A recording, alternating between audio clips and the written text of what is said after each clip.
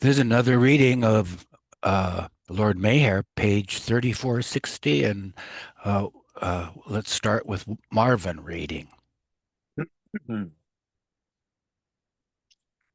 Okay. Mass darshans in Hamapur and Andhra. He then came down and walked on the lawn for a few minutes. Finally, after sitting on the ground for a while, Baba washed his hands and retired to his room where he took his meal and rested. At about 1 p.m., Baba called the Mandali to his room. A young lad, whom Baba remarked was on the path, was sitting beside him on the bed, singing devotional songs and energetically gesturing with his hands. Baba motioned to him to sing a song about Mahadev, Haran Shiva, which he did with utmost love. One of the local Baba workers said, Baba, Guntur is famous for its devotional singers. Pointing to the boy, Baba replied, real devotional music is here. In his intoxication, the boy began a speech about Baba, and Baba embraced him and handed him a locket with his picture on it. Taking him on his lap, Baba told the boy, remember that Baba is God. At 1:30 p.m., Baba left to return to Vijayawada. On the way, he visited the traditional holy places of Ramnam, Ankara, and a temple dedicated to Ram, where his arti was performed. Arriving in Vijayawada at 4 o'clock, Baba went straight to the Darshan Pandal at Rama Mandiram, where a large crowd had collected. He was profusely garlanded, and his arti was performed. At one point, Baba suddenly stepped down from the dais and, sitting on the ground among the people, said, I want you to feel that I am one of you, and that is why I am now sitting here on the ground with you all. I am on the level of each of you, whether rich or poor, small or big. I am like each of you, but I am approachable only to those who love me. Only those who can lose themselves in my love will find themselves in me. This is not idle talk, but an authoritative statement. Eternally, I have been and will always be the slave of my lovers. Why had Baba left the stage so suddenly? Some pundits, learned men of the Hindu scriptures and philosophy, were present, thinking, here is this man who calls himself God and is comfortably reclining on the sofa. People garland him and perform his arti. He is relaxing there on a couch while we are here sitting on the ground in the sun. How can anyone call him God? But when Baba himself sat on the ground and gave the message, they came to understand his omniscience and felt ashamed. After the darshan function, the pundits spoke about this incident to others, who then discovered why Baba had left the stage.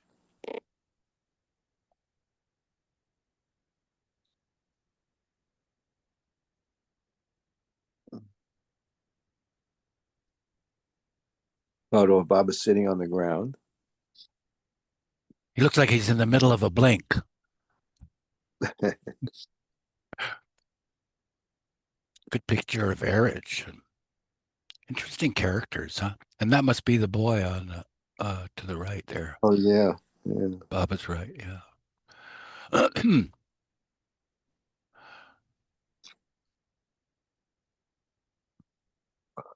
Baba was welcomed by the Vijayawada Center, and then, according to Baba's wish, Ramju read the message, Playing with Illusions, which was translated into Telugu by Kutumba Shastri. Then the three messages Baba had dictated on the 21st were read out. Thereafter, mass darshan started. A multitude of nearly 10,000 were present, and their number continued to swell. At times, the crowds became uncontrollable. Baba had warned the Mandali beforehand about it, and Kumar tried his best to supervise things with the help of the Andhra workers. But in their haste and eagerness to receive prasad, the crowd pressed towards the dais. One stout man insisted on touching Baba's feet. Pukar did his utmost to prevent him, but freeing himself from Pukar's grasp, the man approached Baba and touched his feet. Pukar could not restrain the man despite his own considerable size and strength. In an hour, nearly 10,000 took darshan. Yet close to the same number still waited to receive it. It became impossible to control the disorderly mob. At 6 o'clock, Baba stood up and, folding his hands, saluted the crowd and left for his residence. On previous occasions, he would often continue to distribute prasad until late in the night, but he had his own reasons for leaving that evening. At Majeti Ramam Mohan Rayo's house, Baba remarked to the Mandali, "I liked today's program. I liked it very much. First of all, I sat on the ground in their midst on their left. I sat for mere show wholeheartedly. Kumar says, had I really, there would not have been the confusion, because I repeatedly asked for women to be stopped and for the men to be called for receiving prasad. I like the program today." Kumar said, "Baba wanted confusion at the time of darshan, and that is why it occurred. By his standing up, people thought he was going away, and so they clamored for him to stay. It was not due to the women having been stopped. Because Baba liked the chaos, he purposely created and enjoyed it." Replying to this, Baba observed, "Thereby their attention was more drawn to me. You have no idea about this.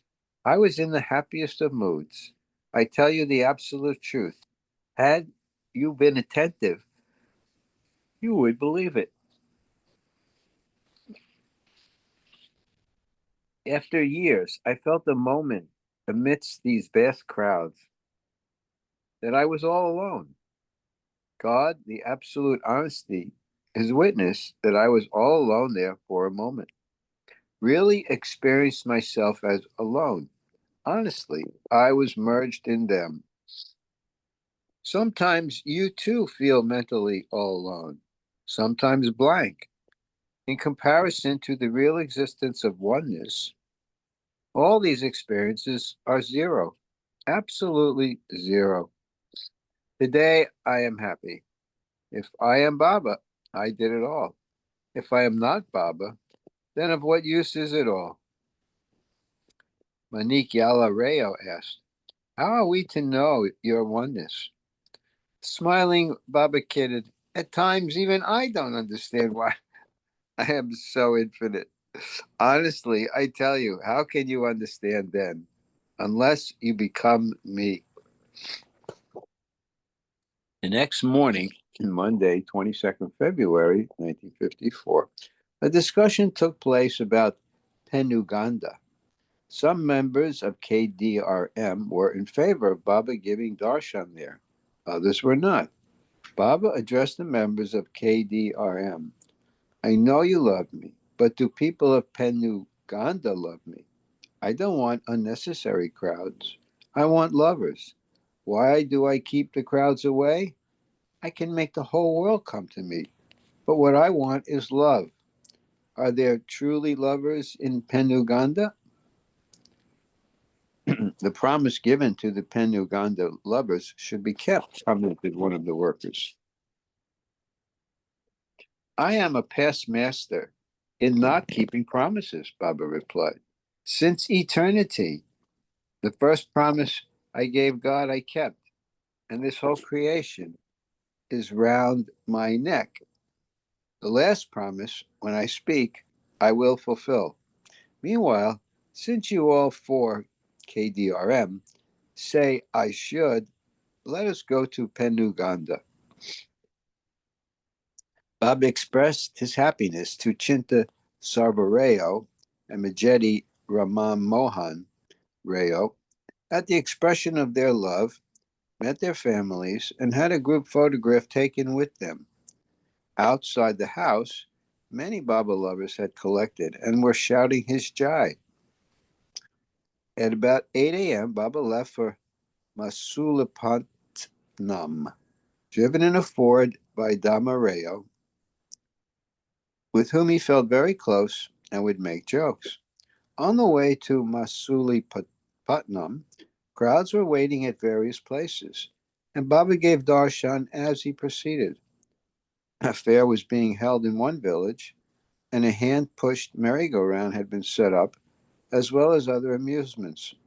Stopping his car at 9 a.m., Baba went and sat in the merry-go-round for a while, enjoying a few rounds. Madan filmed the delightful scene. In Amaru village, Mauna Swami had arranged a darshan for about 500 people who were gathered in a tent. Going there, Baba stated, I give you all my blessings and will now touch the prasad, which will have my love in it. After two girls had sung a song, Baba left, reaching Masulipatam at 10:15 a.m. He was grandly received at P. Lokananda Rayo's house, and the whole family was there to meet Baba. After food was served, Baba repaired to MSR Sastri's home. Sastri was a lawyer, and his family performed Baba's arti.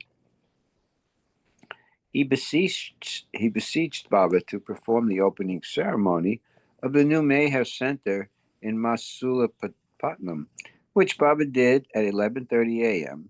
by garlanding and bowing down to his own autograph photograph.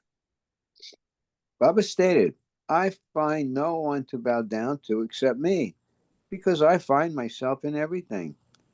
My coming physically here and opening this center would be of avail if you all make me yours, as you already eternally are mine.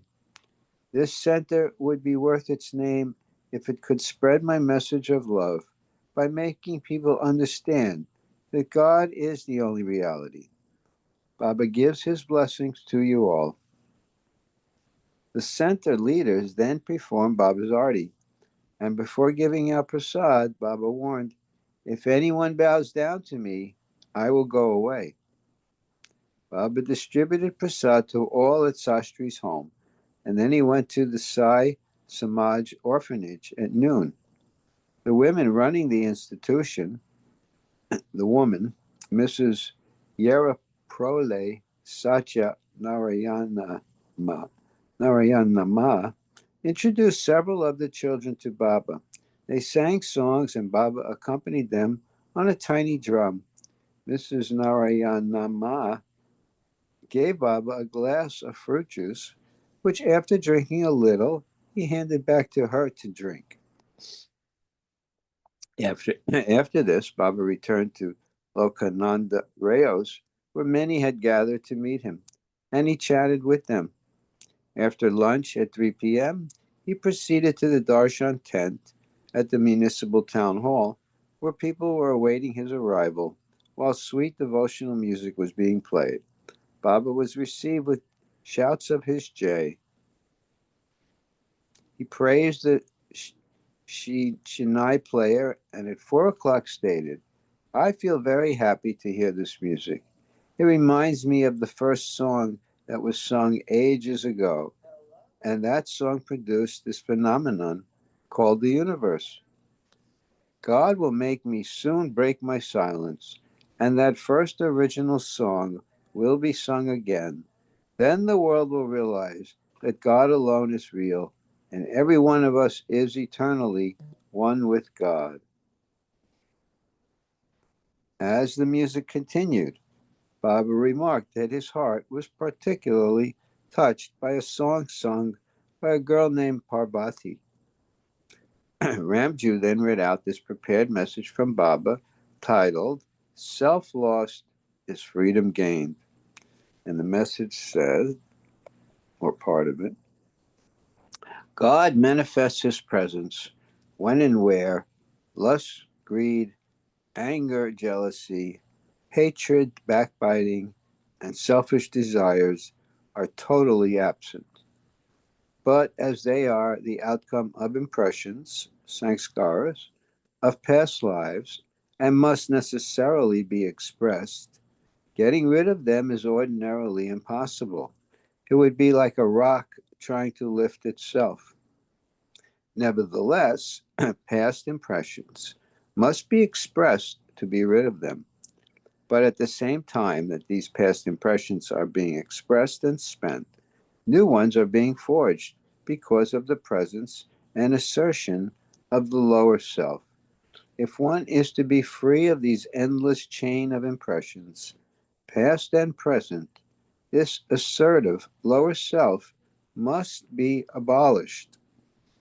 Only when one's assertive self is removed can the impressions be automatically spent without incurring the binding of fresh sanskaras. One who has achieved this can never be bound by or held responsible anymore for his actions, good or bad, which are the expression of his past impressions of virtue, patience, lust, anger, greed, etc. Thus, with the cessation of new sanskaras, all past impressions naturally unwind to the finish, and one is free of all impressions. To follow the path of the true yogas, karma, dhyan, raj, and bhakti, is the remedy for the uprooting of this heritage of evils derived from past impressions, expressed by constant actions and sustained by the continual formation of new ones. In karma yoga, one tries to lose one's self in selfless service for others. In dhyan yoga, one tries to lose oneself in contemplation and meditation.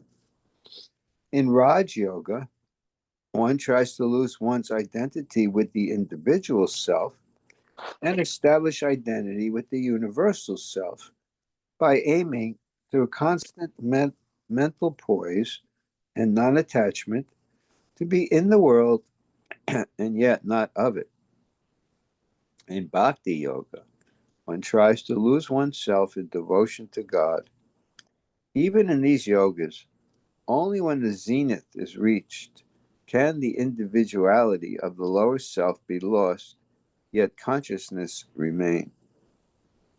But the easiest and safest way to lose oneself is by completely surrendering to the perfect master. Then the past, present, and future of the one who has surrendered are drowned in the master, and he is no longer either bound by or responsible for any of his actions, whether good or bad, expressed during his implicit obedience to the master. Thus, complete surrenderance to the master is in itself freedom.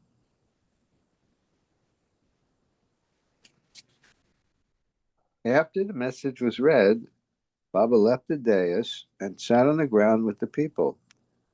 Returning to the stage after a little while, he stated, I am one of you, and that is why I have come down and sat on the ground among you all.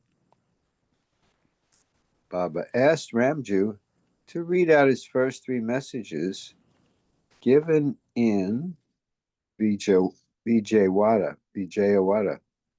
Darshan then started and continued until 5:30. Almost 3,000 people took advantage of it. After it was over, Baba visited N.S. Murthy's home, where Mrs. Tayarama sang and arti was performed to him. From there, Baba proceeded to Venkata Ratnam Naidu's residence, where the car pulled up near the doorway. When the car pulled up near the doorway, a girl came out bearing the ubiquitous garland. Baba, smiling, indicated to her, "Already I have a ton of garlands round my neck." Proceeding, Baba entered a lane inhabited by poor hut dwellers. It was 6:45 p.m. and growing dark. Approaching one hut with a cot outside, Baba sat down on the ground. It belonged to a mason, and a single kerosene light burned inside. Taken aback, the mason, named Bantumali Lakshmadhu, came out and sat near Baba. Baba was absolutely quiet, his fingers moving rapidly. After remaining there for 5 minutes, absorbed in his work, he walked back to Naidu's. Mandali found out later that the old man belonged to the lowest caste of the untouchables, the Harijans. Since the caste system was strictly enforced in Andhra at that time, the old man had not gone to the public darshan program because there were higher caste people in attendance. Before Baba had arrived at his hut, he had been thinking sadly, "How unfortunate I am. The Avatar's comment is giving darshan. Most of the people are there, but I cannot even have a glimpse of him. Oh God, if I could but see him." God not only heard this poor untouchable's prayer, but answered it. God came to his very own house. It was a very touching scene. The man was so elated that when Baba requested that he sit by him, he could not utter a single word. He was dumbfounded. There were no words to express his gratitude for his good fortune in having Baba's visit. So, in this way, the one who thought himself the most unfortunate received the most. At Naidu's residence, his daughter garlanded Baba, and since the man was ill, the daughter read out a letter to Baba, wherein Naidu expressed his earnest wish to surrender at Baba's feet. Sitting down on his bed, Baba massaged Naidu's legs and remarked, "I am feeling very happy. Think of me always. I am the Ancient One. I am Krishna." Prasad was brought to Baba, which he touched. He again assured Naidu, "It is not at random that I say I am the slave of my lovers. Until the last moment, repeat my name, Baba, Baba, Baba." Dhanapati Rayo informed Baba that Naidu was hard of hearing. Baba started to dictate. "I am also deaf. I listen only to very, very..." But before he could finish the sentence, the daughter began singing his arti, and without finishing his thought, he departed. At 8 o'clock that night, Baba, with the Mandali, drove to Eluru, and the Masulipatam lovers gave him a rousing send-off. On the way, Baba felt thirsty and stopped the car near the village of Godavari. A man was standing by the road, holding a lantern in one hand and a banana in the other. When the car stopped, he stepped forward and offered the banana to Baba after making obeisance. How he found out Baba's car would pass that way was, and remains, a mystery. There were no shops nearby, so proceeding a short distance further, they found one called the Durga Cold Drink Shop. Erich went inside to fetch soda water for Baba. Erich himself cleaned the glass, and on the shopkeeper's inquiring who it was for, Erich answered, "My master." "Which master?" the man asked. "Meher Baba," he was told. The old owner then went and took Baba's darshan. He would not accept the cost of the aerated water, but when Baba told him to consider it as prasad, He took the offered amount. Baba then sent them Mandali inside for cold drinks. Baba accompanied them and distributed the drinks, giving one to each with his own hands. How lucky the proprietor was to have God himself quench his thirst at his shop. Baba and the group arrived in Eluru at 11:15 p.m. and went to Kata Suba Rayo's garden. At the entrance, women performed his arti, after which Kata led Baba inside to rest. Dr. Deshmukh, with his son Prabhat, joined the group at Eluru. Okay, Gene, maybe I'll take a little break here. Okay. The next morning, Tuesday, 23 February 1954, KDRM and others arrived, but Kata Subarao had locked the gates to his house, and only those whom he allowed could enter. Baba ordered that they be kept open, and those who had gathered came inside. Baba met them all with love. While a brass band played, people took turns approaching Baba. The women who came to meet Baba would place their babies on his feet, and Baba would kiss them. On completion of the morning darshan, K. Narayan Rao recited the Master's prayer in English, and one of the workers repeated it in Telugu. Some pundits recited shlokas in Baba's praise, after which Baba came out at 8:30 and sat on the lawn. Children were playing there as the men and women stood somberly before Baba. He stated, "Apparently, I keep silent, but it appears I like noise, and that is why I make all this noise through you," pointing in the direction of the children from where noise was coming, not allowing anyone to speak out his heart. So I will go back if you all keep silence and let the program proceed as arranged. If not, let's all sit here and make as much noise as possible, because I like noise here, but not in there, in the hall. Concluding, Baba stated, "It is Baba who speaks through you all. It is Baba who hears through you all." This stopped all the noise inside the building. Returning to the hall, Baba took his seat.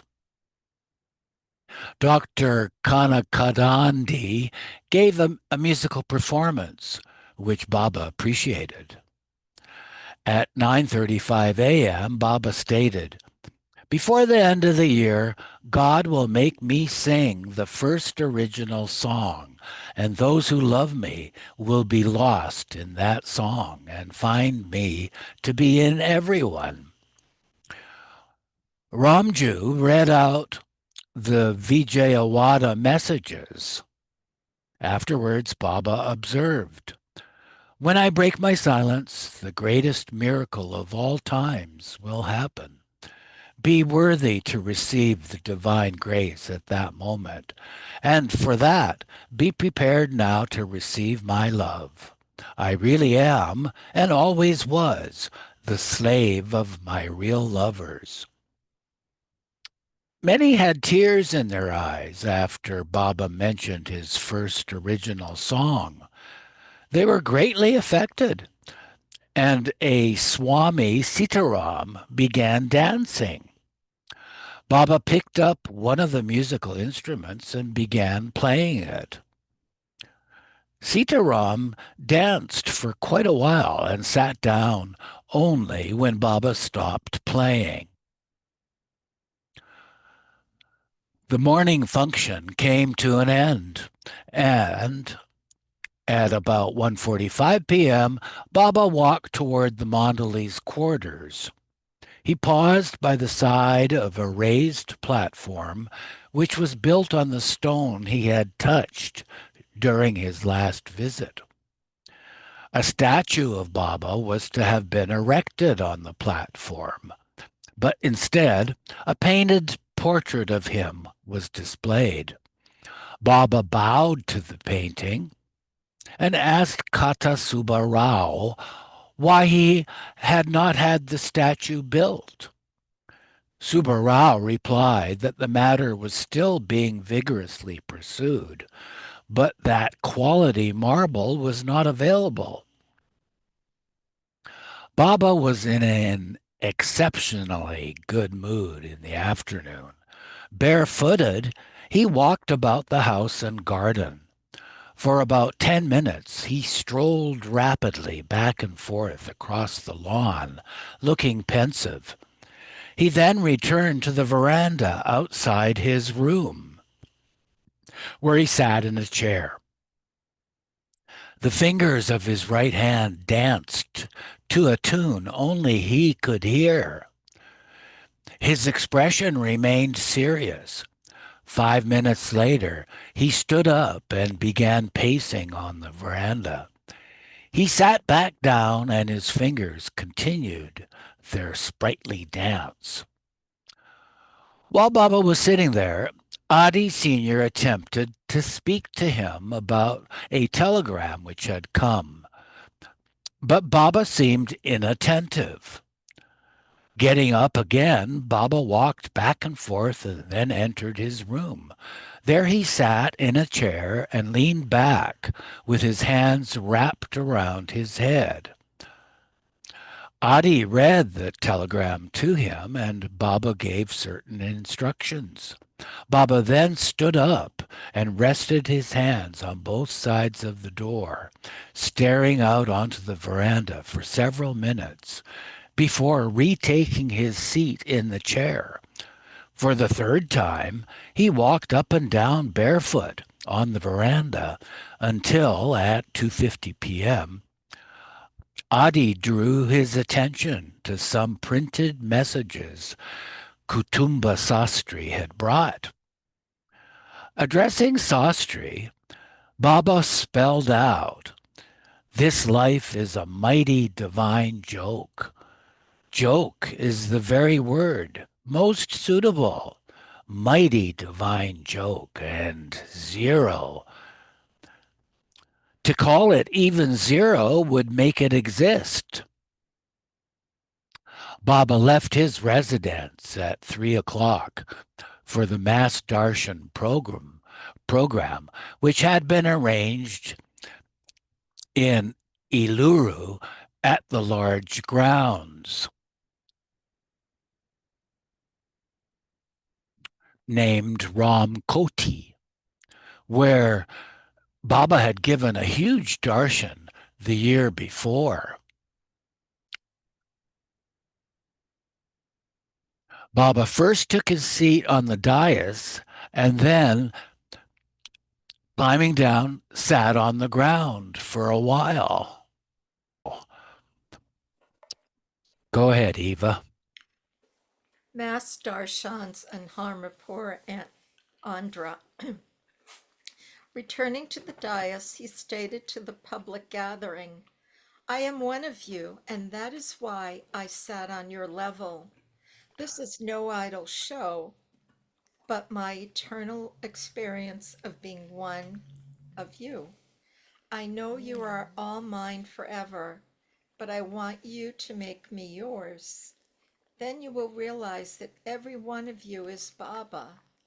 Ramju read out the following message in English, which Kuntuba Sastri rendered into Telugu, titled "The Master's Love and Grace." It makes me very happy to see you all here, and I appreciate the feeling of love and devotion with which you have approached me. I know and understand your difficulties, problems, sufferings, and expectations. These you need not voice to me either by word or action. The world has been suffering from natural and unnatural calamities in various forms. The picture of the whole human race is indeed a sorry one, but suffering is the heritage of mankind. There is not only individual suffering, but the whole world is suffering in the grip of fear and anguish. It is the divine will that lies behind human suffering, for nothing happens without the divine will. There are individual as well as national and universal problems which need the spiritual guidance of perfect masters and avatars. Age after age, these God-men guide humanity through their divine messages. Even after the absence of their physical bodies, these messages are carried to the remotest corners of the world by their disciples, devotees, and followers who spread the beloved's word even at the cost of their life. The avatars and perfect masters give their guidance and protection to the human race and the world in their own unique and imperceptible ways, which are beyond the grasp of human intellect. The perfect masters are the true saviors of mankind, and not of the selected few only. Their love and grace alone sustain the universe. A disciple or devotee should never approach a perfect master with the mind clouded with doubts and queries of why, when, and wherefore. This can be a hindrance to his receptivity of the master's grace, which is beyond the probing of the intellect. Therefore, I say with divine authority, approach me with unfailing faith, love, and devotion, and with the longing to receive my divine love and grace. The president of the reception committee, Idara Venkata Rao, performed Baba's arti and darshan began. Baba gave prasad with both hands to the men with one hand and to the women on the other. From one side, the men had lined up and would approach him, and from the other side, the women, Yashwant Rao of Sakuri, assisted Baba by swiftly putting fruit in his hands for distribution. The arrangement in Iluru was so well organized that neither the commander-in-chief Kumar nor any of the other mandali had much to do. A mas dressed in a loincloth was standing in line for prasad. He was reciting Rama, Rama, Rama to Baba, who embraced him and made him sit beside him. With his own hands, Baba fed him a banana. To the mandali, he remarked, in this crowd of 60,000, he, pointing to the must, is the only one who understands me. The darshan lasted until 7:30 that evening, and nearly 2,000 people received 20,000. 20,000, thank you. And nearly 20,000 people received prasad from the hands of the divine, incomparable, unfathomable, beloved. Baba then returned to the garden. Day and night, the Andhra workers were with Baba. On account of their being on his chest, as he said, he had no rest at all. When he reached the garden, several people came for his blessing. One was a revered Muslim named Ghosh Baba. In Urdu, Baba told him, I give you my blessings to lose yourself in me so that you can see God and God alone. He left, and Baba sent Ramju after him with the additional personal message that he should go on thinking of Baba so much so that he attains fana, self-annihilation. Another of those who had come for darshan was Mauna Swami, the person who had made arrangements for darshan in Pamaru. On Baba's last visit to Iluru in 1953, the Swami of his own accord volunteered to stay at Subba Rao's and work as a pujari, priest in the temple, which Subba Rao wanted to build in the garden consecrated to Baba. Baba agreed to it, but ordered the Swami to stay permanently in Iluru. Breaking Baba's order, the Swami had left after some time. "Why did you leave?" Baba asked him. "People here did not treat me properly," he said. Baba replied, "Is that the thing you should think about? You ought to have died rather than left the place. For God, all inconveniences are nothing. They cannot be used as an excuse. Now, from the day I leave Andhra, stay in one place, in a small place for 40 days. And next reader, please. Okay. Recording, and this is page 3471, Mass Darshans in Hamirpur and Andhra, the year 1954. Don't eat. If hungry, take only milk, and day and night repeat, Baba, Baba, Baba. If you observe this order, I will be pleased. If not, you will have wasted this life. So remember, for 40 days, do not eat anything. Whenever you feel hungry, drink tea or milk, nothing else. Do not leave that place for 40 days, except for nature's call in the morning. I am God, so you must stick to my orders. Mauna Swami began weeping, and Baba stopped for a few minutes. Reiterating his orders, he continued, from March 5 for 40 days, night and day, don't sleep, even for 1 minute.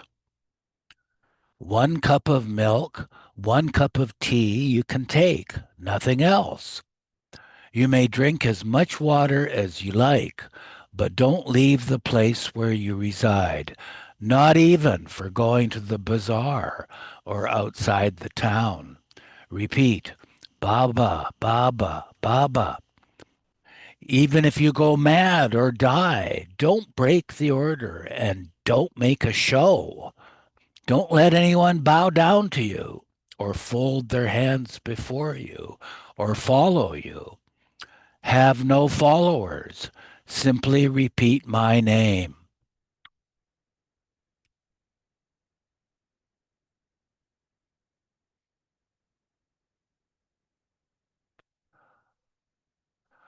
If you obey 100%, you will get a glimpse of who Baba is.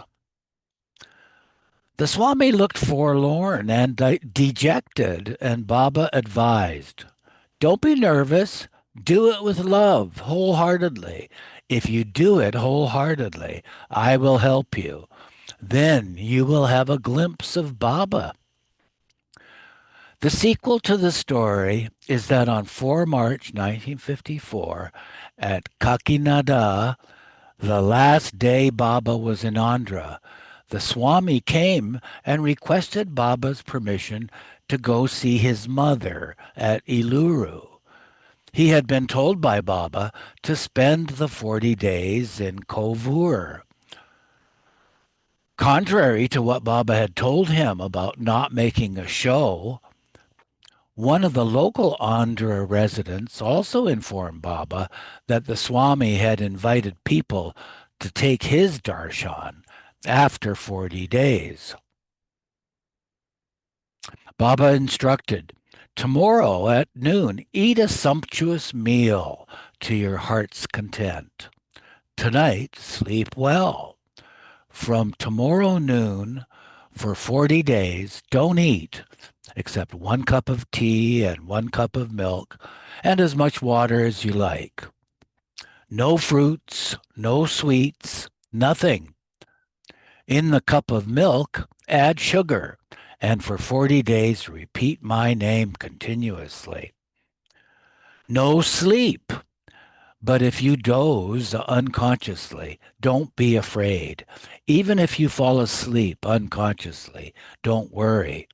But consciously try to keep awake. Night and day, try. But if unconsciously you doze or fall asleep, don't worry. Don't think that you have failed me, and don't then give up. This is not for others, and don't make a show of it. Why did you invite people? Do you want Baba or appreciation? The least show will drop you to the lowest level. You love me, I know. Because you love me, that is why I want you to have just a glimpse of who I am. But don't attach any importance to fasting and keeping awake. Do it for me. Baba then embraced Mauna Swami, who began following his instructions for the next day. But again, contrary to Baba's orders, he made a lot of fuss and show and was found wanting in many other respects also.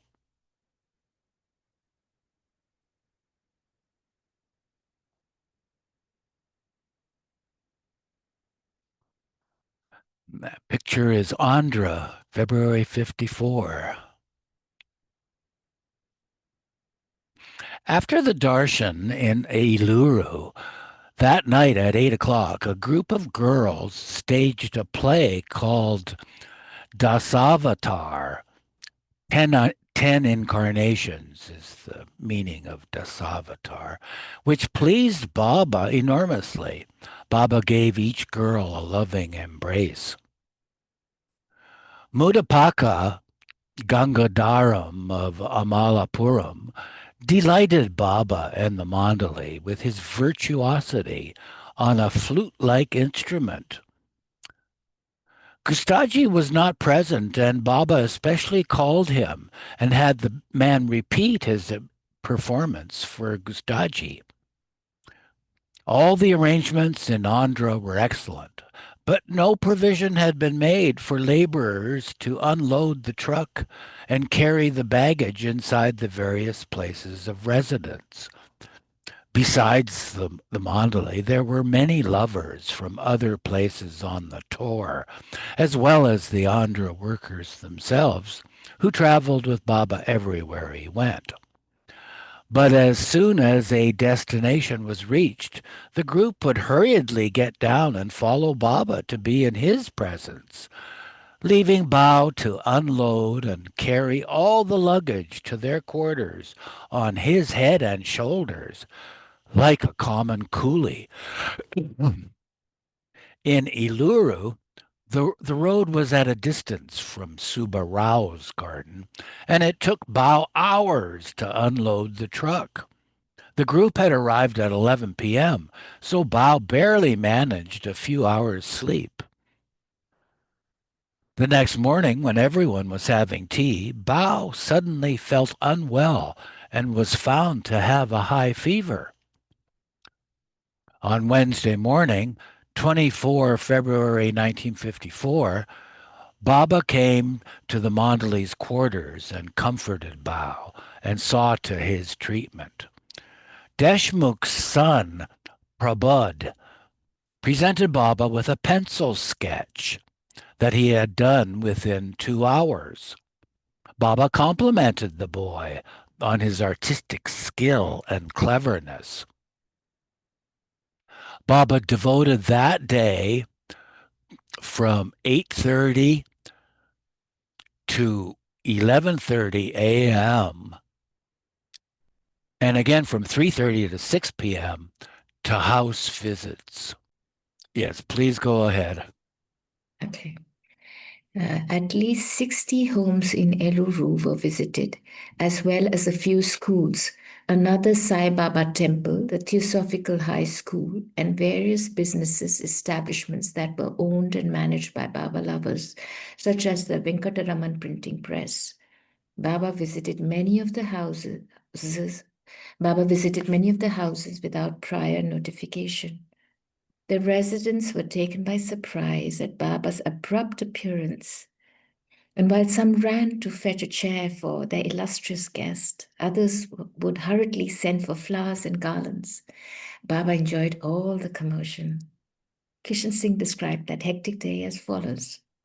Baba worked on earth like lightning in the sky, moving from place to place so hurriedly and quickly, expressing his love to all the family members and relatives of their respective lovers, as they were introduced by them when Baba visited their homes, embracing some of them, giving special prasad, posing for family photos, sipping a little coconut water or other cool drinks at some places, and giving the rest to his lovers and their families to drink, and so forth.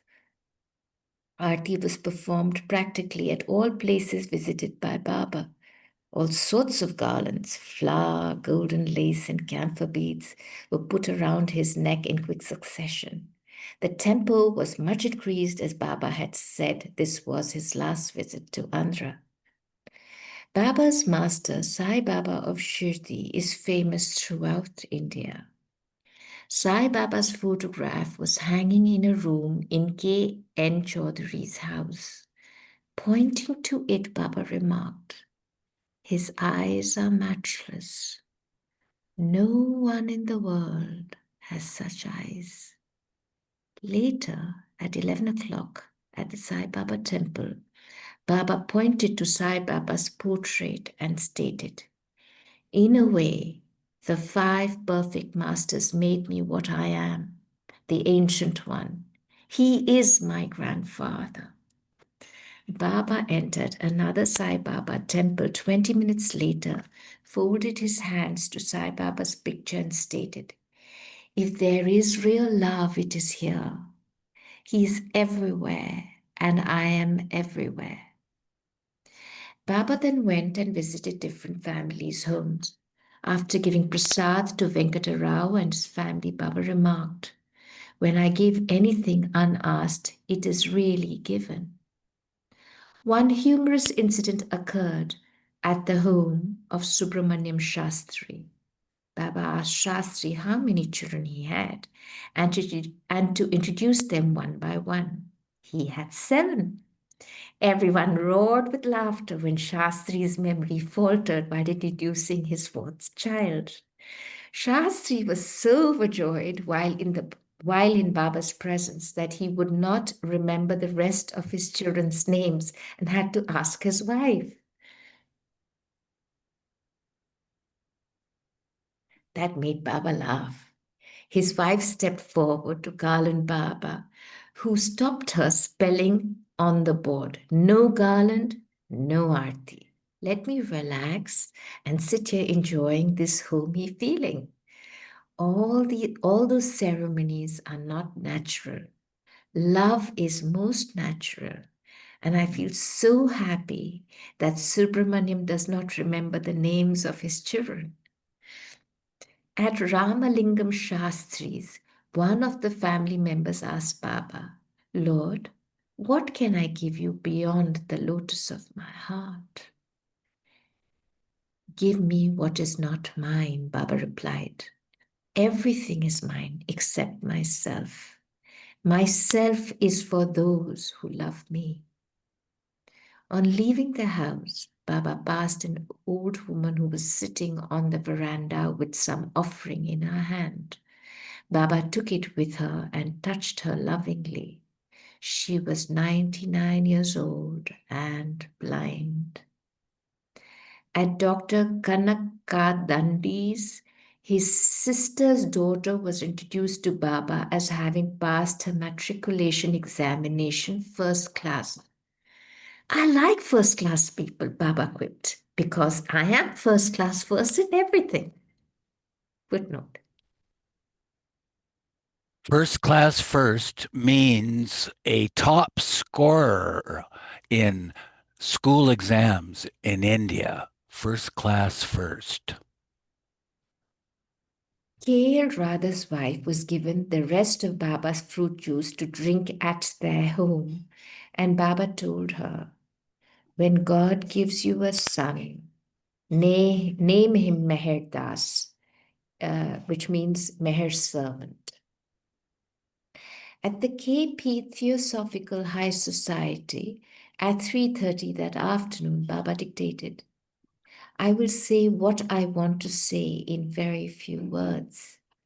I love children and never feel more happy than to be among them. I would prefer to have time to play with them rather than to have all this garlanding, puja, arti, and ceremony, especially when I am an expert in playing marbles. Ages ago, when I woke up, I began to play marbles with the universe. I would feel specially happy if you pupils one day become masters of the art of divine love and torchbearers of the truth that is Baba. Baba was occupied with these visits until late that evening. A touching incident occurred when Baba visited the Venkatarama Elementary School. Baba's visit to Eluru had been publicized through handbills containing Baba's photograph. A small boy had seen one and requested that his parents please take him to meet Meher Baba. But being a strictly orthodox Brahmin family, they could see no point in visiting a Parsi saint. The boy wept and refused his dinner, but the parents were unrelenting. Heartbroken, the boy had gone to school that morning convinced he had missed the opportunity of meeting Meher Baba, although he still ached to do so. He was, therefore, momentarily dumbfounded. When Baba entered his classroom, he flung himself into Baba's waiting arms and wept with joy. Once again, the Divine Beloved had answered his true lover's prayer.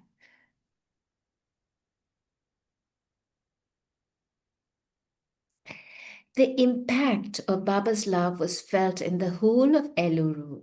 At 8:30 p.m., Baba left for Penugonda. Eluru bid him a touching farewell. Katta Subarao had gone to all lengths to make Baba and the group's stay a comfortable one. In his garden, the japa of Baba's remembrance was continuously being chanted and will be for generations to come.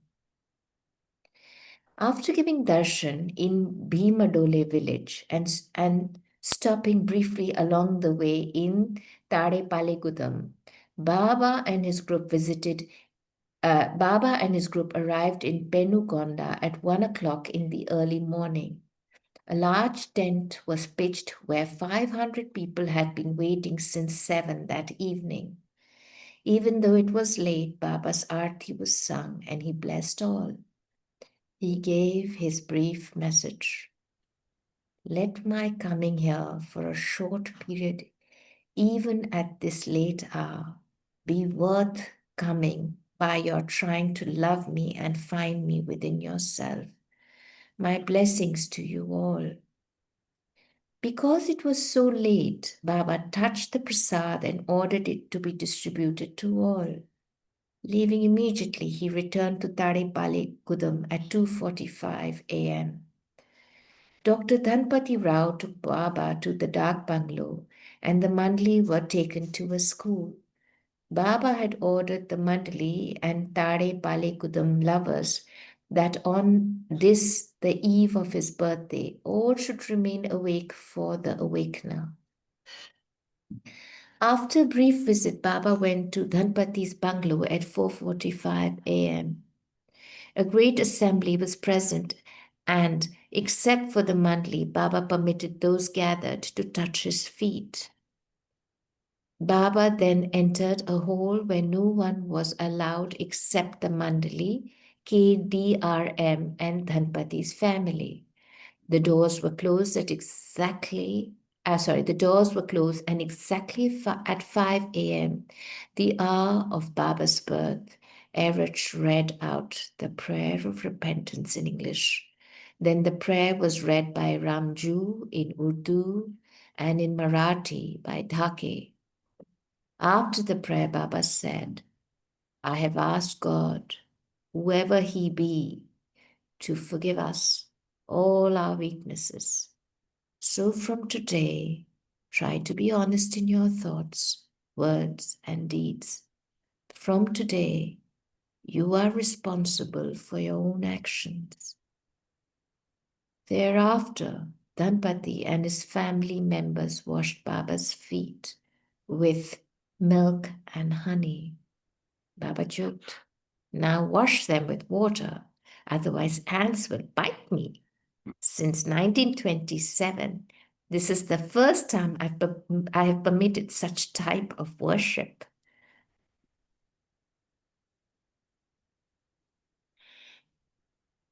Erich and Gustaji cleaned Baba's feet, and Pillay's two daughters, Meera and Veena, garlanded Baba. This was the family whom Baba had sent to Andhra from Dehradun with Kutum Shastri in 1953. Meera had found a good job with the railways, but Veena was still like a Mastani, although now she was eating and appeared healthy. At about 5:30 that morning, Baba entered the Mass Darshan Pandal erected in front of Dhanpati's residence. People were anxious to touch Baba's feet because several had secretly observed the ceremony at Dhanpati through the windows. Baba admonished them, if you love me, why don't you listen to me? When I say do not touch my feet, why don't you obey? You don't understand the importance of this moment for which even great saints wait for ages. So take advantage of this occasion by doing as I say. Now keep quiet. All became quiet, and the Mandli performed Baba's Aarti in Gujarati, and Bhaskara Raju sang his bhajan Namo Meher Baba Avtar Nemo Deva Deva. The Telugu Aarti was sung, and Bapi Raju offered prayers in Telugu. Abdul Majid Khan repeated it in English, and the women sang Baba's Aarti in Marathi. After darshan and prasad distribution, Baba retired to his residence at the Dak Bungalow. At 7 o'clock, after a brief visit, Baba was taken through the town in a long procession. His car was decorated with flowers, and a band playing lively music led the way. The sky echoed with thunderous cries of Avtar Meher Baba Ki Jai and Bhagwan, that is God, Meher Baba Ki Jai. Men and women hurried out of their homes to garland Baba. It was a marvelous scene.